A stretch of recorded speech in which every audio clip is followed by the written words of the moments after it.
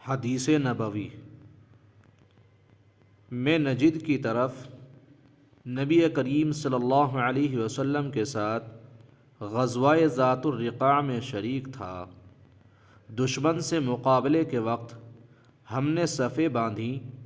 اس کے بعد رسول اللہ صلی اللہ علیہ وسلم نے ہمیں خوف کی نماز پڑھائی، تو ہم میں سے ایک جماعت آپ صلی اللہ علیہ وسلم کے ساتھ نماز پڑھنے میں شریک ہو گئی اور دوسرا گروہ دشمن کے مقابلے میں کھڑا رہا۔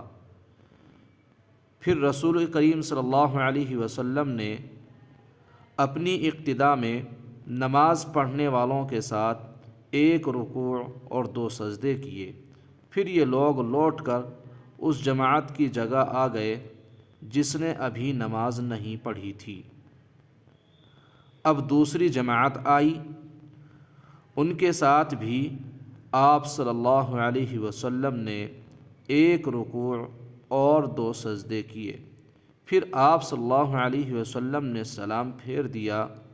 اس گروہ میں سے ہر ایک شخص کھڑا ہوا اور اس نے اکیلے ایک رکوع کیا اور 2 سجدے ادا کیے۔